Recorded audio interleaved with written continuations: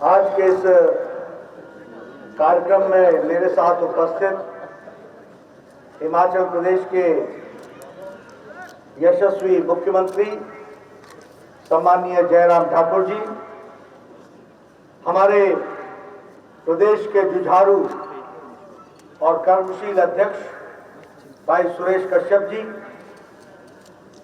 बिलासपुर के हमारे सभी विधायकगण और यहाँ आज के कार्यक्रम में उपस्थित सभी हिमाचल प्रदेश के मंत्रीगण, विधायकगण, पार्टी के पदाधिकारी और बिलासपुर और आसपास के एकत्र आए सभी वरिष्ठ कार्यकर्ता बंधु और बिलासपुर की प्रबुद्ध जनता, आज मुझे काफी लंबे समय बाद, या यूं कहें कि कोरोना संक्रमण के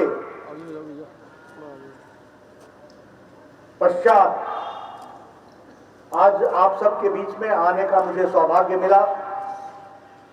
एक लंबा समय गुजर गया, आने की इच्छा बहुत थी, लेकिन कोरोना का संक्रमण और उस कारण से जो प्रोटोकॉल्स होते हैं हेल्थ के, उसको निभाते हुए मैं आने में असमर्थ था। लेकिन आज मुझे आप सबके बीच में आने का सौभाग्य मिला। देरी तो जरूर हुई, लेकिन देरी के साथ साथ एक खुशखबरी के साथ मुझे आने का मौका मिला।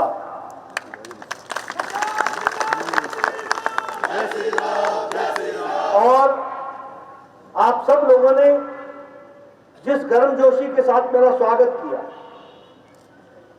और दोनों चीजों का ध्यान रखा, भावनाओं का भी और स्वास्थ्य के प्रोटोकॉल का भी। अब मेरे बारे में तो बड़ा स्पष्ट शुरू से मुझे कहते थे कि जफ्फी लगाता है। अब आज भी इच्छा थी, लेकिन प्रोटोकॉल, कोरोना का संक्रमण, ऐसी परिस्थितियों में आप सब लोगों ने जिस भावना के साथ मेरा स्वागत किया है, उसके लिए मैं आप सबको कोटि कोटि धन्यवाद देता हूं, आपका अभिनंदन करता हूं। मित्रों, मुझे जिस जिम्मेवारी पर काम करने का सौभाग्य मिला है, ये सब की शुरुआत, उसका तप, उसका प्रेम, उसका सहयोग, ये आप लोगों के साथ जुड़ा हुआ है। क्योंकि यहां मैं जब देख रहा था तो कोई ऐसा व्यक्ति नहीं है जिसके साथ किसी पहाड़ी पर मुझे चलने का मौका ना मिला हो, जिसके साथ मुझे धूप में पसीना बहाने का मौका ना मिला हो। आप नारा लगा रहे थे, आप आगे बढ़ो, हम तुम्हारे साथ हैं। मुझे खुशी तो हुई, लेकिन मैं ये जानता हूं कि आप आज के साथ नहीं हैं, आप उस समय से मेरे साथ हैं। इस बात का मुझे आपको कहना है।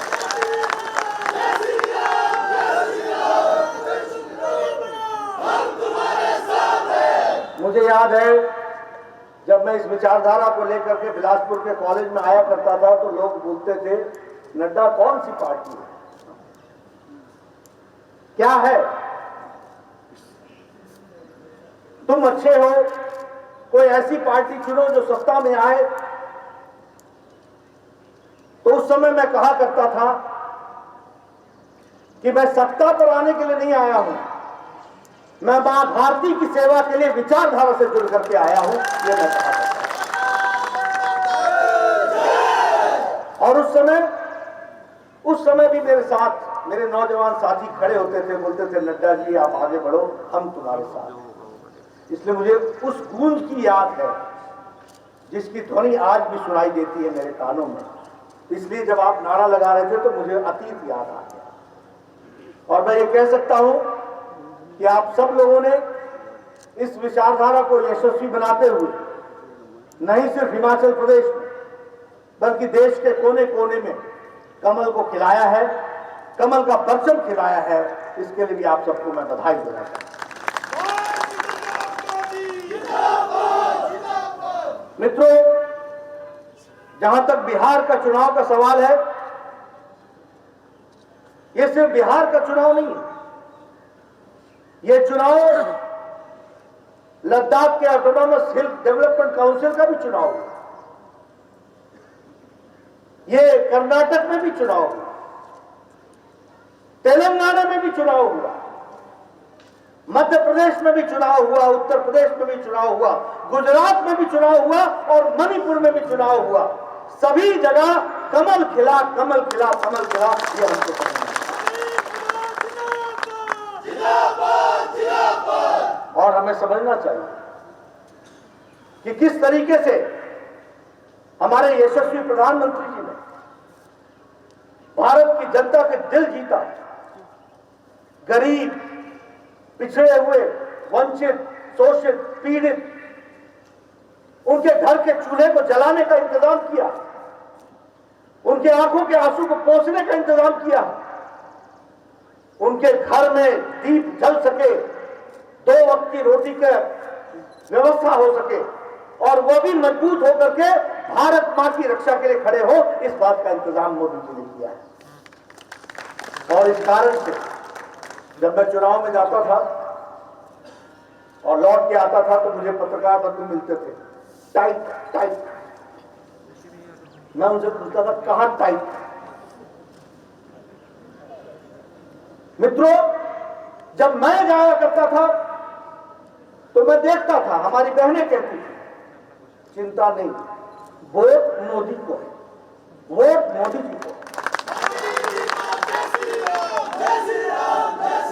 मित्रों, ये छोटी घटना नहीं है। ठीक है, मैं दिल्ली में बैठा हूं, ज्यादा समझ पाता हूं, देख पाता हूं, लेकिन भारत की एक एक जनता समझती है। आज अमेरिका के चुनाव में, राष्ट्रपति के चुनाव में कोरोना के मैनेजमेंट का एक बहुत बड़ा प्रश्न खड़ा हो गया। राष्ट्रपति जी को चुनाव में उसके चलते शिकस्त हुई। आज हमारे यूरोप के देश, जो शक्तिशाली देश है, स्वास्थ्य में हमसे अच्छे हैं, उनकी व्यवस्थाएं भी चरमरा गई, लड़खड़ा गई और अपने आप को असहाय महसूस हुआ। लेकिन प्रधानमंत्री मोदी जी ने 130 करोड़ के देश को समय पर बुलंद फैसला लेकर के लॉकडाउन लगा करके देश के 130 करोड़ जनता को बचा लिया। इसको हमको समझना है। और उसमें हालात क्या थे? हमारे पास एक टेस्टिंग लेबोरेटरी थी। हालात क्या थे? हमारे पास एक भी हॉस्पिटल नहीं था। हालात क्या थे? हमारे पास टेस्टिंग फैसिलिटी नहीं थी, वेंटिलेटर की व्यवस्था नहीं थी, पर्सनल प्रोटेक्शन इक्विपमेंट हम विदेश से मंगवाते थे। लेकिन इसी 3 महीने के अंदर मोदी जी ने 1650 हॉस्पिटल डेडिकेटेड कोरोना के लिए खड़े किए, 4.5 लाख बेड खड़े किए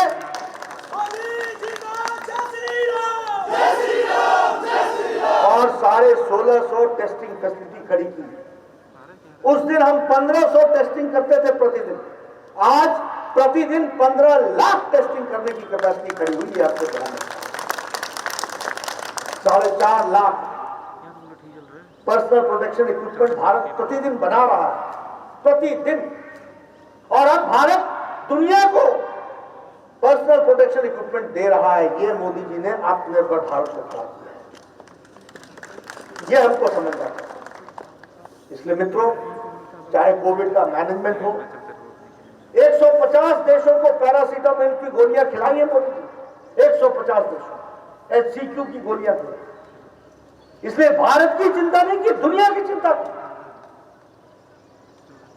और इसलिए हम ये कह सकते हैं, अब हम गरीब कल्याण पैकेज की बात करें, 1,70,000 करोड़, 80 करोड़ बहनों के घर में 2 वक्त की रोटी का इंतजाम करना, यानी 5 किलो चावल, 5 किलो गेहूं, 1 किलो दाल हर व्यक्ति के लिए, और ये दिवाली से छठ तक का इंतजाम करना, ये मोदी जी ने करके दिया है। भारत को मजबूत बनाया।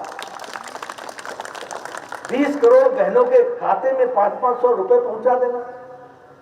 यही आज से 20 साल पहले एक प्रधानमंत्री कहते थे कि हम 1 रुपया भेजते हैं तो 15 पैसे पहुंचते, बाकी 85 रास्ते में खत्म हो जाती है। उसी जगह पर मोदी जी ने, जब उन्होंने कहा खाते खुलवाओ। तो लोग मजाक करते थे, क्या मोदी जी लाल किले के प्राचीर से बोल रहे हैं, खाते खुलवाने की बात कर रहे हैं, ये प्रधानमंत्री बोलता है। और कोरोना के संक्रमण में न पोस्ट ऑफिस, न पोस्टमैन, न मनी ऑर्डर, सीधे 20 करोड़ के बहनों के खाते में 500-500 रुपए पहुंचा दिए। ये बदलता भारत। उसी तरीके से अगर हम आत्मनिर्भर भारत देखें, आत्मनिर्भर भारत के लिए 20 लाख करोड़ का पैकेज। मैं यहां भी निवेदन करूंगा, आप सब लोग फार्मर्स प्रोड्यूसर्स ऑर्गेनाइजेशन बनाइए। 1 लाख करोड़ रुपए मोदी जी का मिलेगा। तय आप करेंगे कि खर्च कैसे करना है। पैसा मोदी जी भेजेंगे, यहां हमारे किसान उसको खर्च करेंगे। इस बात को ध्यान रखें। आप तय करो कि आपने कहां बनाना है अनाज का स्टोरेज। आप तय करो कहां बनाना है कोल्ड स्टोरेज। आप तय करो कौन सी सड़क बनानी है ताकि मंडी तक हमारा सामान पहुंच सके। आप तय करो कि कौन सी इंडस्ट्री लगानी है जिसके कारण हमारा मक्का का वैल्यू एडिशन हो सके और हम लोग अपने मक्की को यहीं से उसका वैल्यू एडिशन करके उसको आगे बेचने का काम करें। इस बात को हमको तय करना है। नए रास्ते, नए तरीके। हमारे सेब के बागीचे वाले, वो सिर्फ सेब ही क्यों बेचे? वो सेब का एंड प्रोडक्ट क्यों ना बेचे? और उस एंड प्रोडक्ट को बेचने के लिए मोदी जी का आर्थिक मदद लेकर के हम यहां क्यों नहीं फैक्ट्री लगाएं? इस बात की हमको चिंता करनी है। इसलिए मैं निवेदन करना चाहता हूं, ये बदलता भारत है, आत्मनिर्भर भारत की ओर जा रहा है। लोकल फॉर वोकल, चंबा का रुमाल, हमारे कुल्लू की शॉल, हमारे कुल्लू की टोपी जो अब अंतर्राष्ट्रीय हो गई। देखिए, आप समझिए, मोदी जी अगर ट्रंप को गिफ्ट देते हैं तो वो कुल्लू की टोपी देते हैं, हिमाचल की टोपी देते हैं। ये आपको समझना है। इसलिए मित्रों, मोदी जी के नेतृत्व में देश बहुत बदला है। मैं आप लोगों के साथ, आपके साथ शामिल होकर के उनको धन्यवाद देता हूं, जो दिन रात मेहनत करते हुए ये नतीजे ऐसे ही नहीं आए हैं। ये नतीजे इसलिए नहीं आए हैं, ये इसलिए आए हैं क्योंकि उन्होंने जिस तरीके से देश को चलाया है और गरीब, वंचित, पीड़ित, शोषित, किसान, युवा, इन सब की चिंता की है, उसका ये नतीजा है। महिला शक्ति को जागृत किया, उसकी ये ताकत है कि उसके कारण आज चाहे चुनाव मणिपुर में हो, चाहे चुनाव लद्दाख में हो, चाहे चुनाव केरल में हो, चाहे कर्नाटक में हो, चाहे मध्य प्रदेश में हो, चाहे हमारे उत्तर प्रदेश में हो, सब जगह कमल ही कमल खिलता है। इसको हमको समझना है। मैं आपकी तरफ से और भारतीय जनता पार्टी की तरफ से और अपनी तरफ से आदरणीय प्रधानमंत्री जी को तहे दिल से धन्यवाद देना चाहता हूं, जो उन्होंने मेरा हौसला अफजाई की।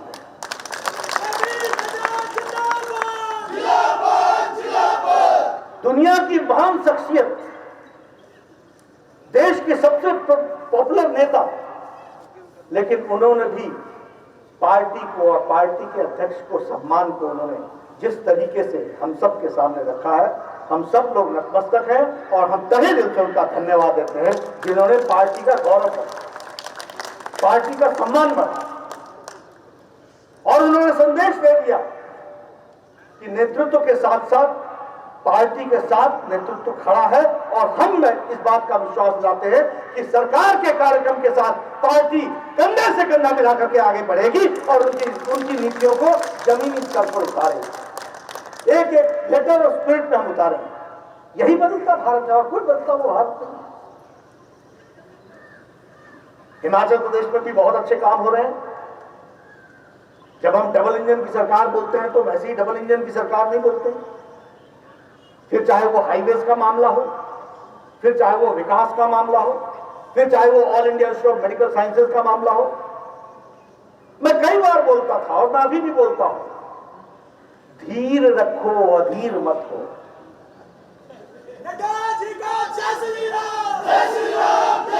आप लोगों ने जोश में आके मुझे भी बहुत बार अधीर करने की कोशिश की। आपकी हंसी बता रही है कि मैं सही बोल रहा हूं, लेकिन मैंने कहा धीर करो, धैर्य। हम समाज की सेवा के लिए आए, हम देश की सेवा के लिए आए, हम मां भारती की सेवा के लिए आए, हम अपने लिए नहीं आए। हमने गरीब, वंचित, पीड़ित, शोषित इनको मुख्य धारा में शामिल करने के लिए आए हैं, महिलाओं को सशक्तिकरण के लिए आए हैं। और मित्रों, हम सब बड़े भाग्यशाली हैं कि हिमाचल में पैदा हुए। मैं बिहार के चुनाव में था, आपको मालूम है 1,36,00,000 इज्जत घर बनाया मोदी जी ने। 1,36,00,000 यानी 1,36,00,000 बहनें अपने दैनिक क्रिया के लिए या तो सूर्यास्त का इंतजार करती थी या सूर्योदय से पहले जाती थी। क्या सशक्तिकरण किया, कितनी ताकत दी हो। वो इज्जत घर नहीं है, वो बहनों का इज्जत है और बहनों की इज्जत को संभालने का काम उन्होंने किया।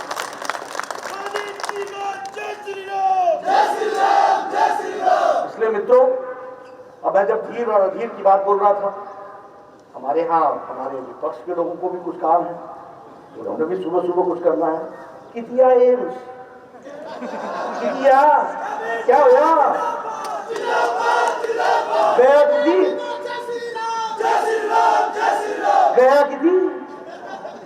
आजकल कोई नहीं बोलता, आजकल लगला बनने लगला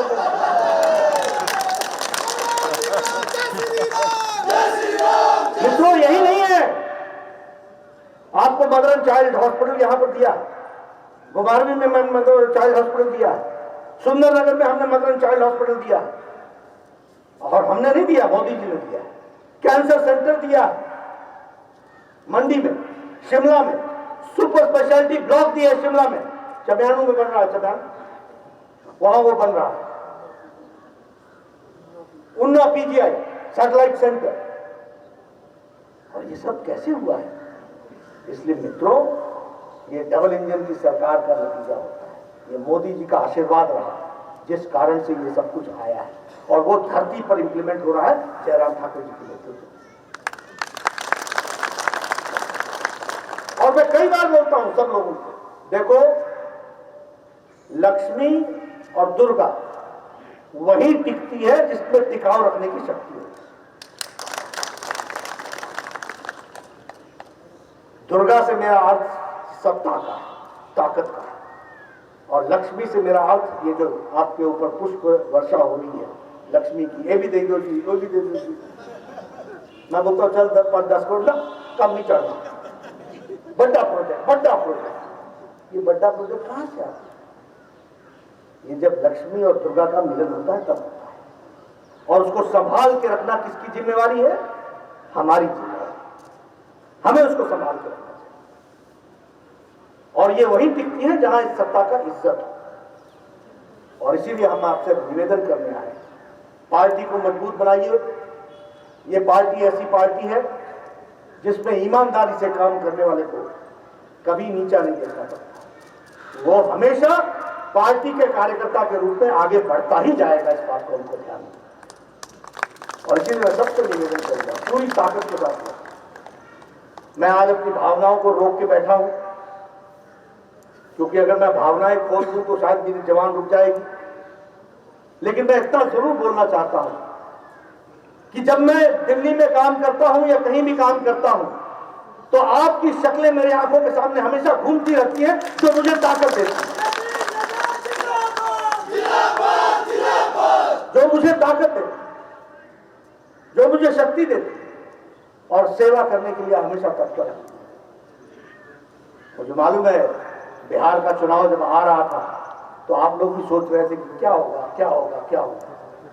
लेकिन मित्रों, हमारे जिम्मे काम करना है, देना ना देना तो उसके रूप में है। और जब मोदी जी हमारे साथ हों तो किस बात की घबराहट, हम आगे ही बढ़ेंगे। इस बात को हमको ध्यान रखना है। बहुत से विषय हैं जिस पर मैं जरूर चर्चा करना चाहता था, लेकिन आज सिर्फ यहीं पर मैं रुकता हूं और आपके माध्यम से प्रधानमंत्री मोदी जी का धन्यवाद करता हूं, हमारे केंद्रीय नेतृत्व का धन्यवाद करता हूं, भाई राजनाथ जी का धन्यवाद करता हूं, अमित शाह जी का धन्यवाद करता हूं। सब लोगों ने मिलकर के इस चुनाव को इस मुकाम तक पहुंचाया है, जिससे सारे देश में खुशी की लहर उठी है और सारे देश में लोगों ने समझा है कि मोदी जी की नीतियों ने किस तरीके से धरती पर बदलाव लाया है। आगे भी हमको इसी तरीके से काम पे जुटना है। हिमाचल प्रदेश में भी मजबूती आनी है। हिमाचल प्रदेश में भी हम मजबूती से आगे बढ़े। हर एक जगह, हर विधानसभा को हमको मजबूत करना है। देखो, एक बात मैं साफ कह देता हूं, काम करने में हमारा ऑल्टरनेटिव कोई नहीं, कोई हमारा विकल्प नहीं। मोदी जी ने चुनाव की राजनीति की संस्कृति बदल दी। जब मैं बिहार की चर्चा करता हूं ना, तो यही लालू जी आज से 20 साल पहले बोलते थे, तेल पिलाइयन लठिया भांजो, तेल पिलाओ और लाठी भांजो, और ये लाठी की रैली निकालते थे। आप समझो कि बिहार में क्या संदेश देते थे। आज उनके बेटे को भी नौकरी दूंगा, विकास करूंगा। ये मजबूर किसने किया है? ये मोदी जी की राजनीतिक संस्कृति ने मजबूर किया है इसको। इसलिए हमारा एजेंडा विकास है। हमारा एजेंडा विकास के साथ साथ प्रदेश को, देश को एक नई दृष्टि देने का है। मुझे पूरा भरोसा है, और मुझे नहीं, हम सब लोगों को भरोसा है कि जयराम जी के नेतृत्व में हम सब लोग दिन रात मेहनत करके उस आशा आकांक्षाओं को धरती पर उतार करके पूरा करेंगे। इस बात का मैं विश्वास है। आप सब लोग आगे बढ़े। मैं फिर आऊंगा, आपसे मिलूंगा। मैं पहले एक दिन के लिए आया था, कल मुझे एक दिन की अर्न लीव मिली है, तो एक एक्स्ट्रा लीव मिली है, तो मैं कल यहीं हूं, परसों वापस जाऊंगा। तो आप सब लोगों से व्यक्तिगत रूप से भी मिलने का मौका मिलेगा। आपने मेरी बात सुनी, आपका बहुत बहुत धन्यवाद। जय भारत, जय हिमाचल।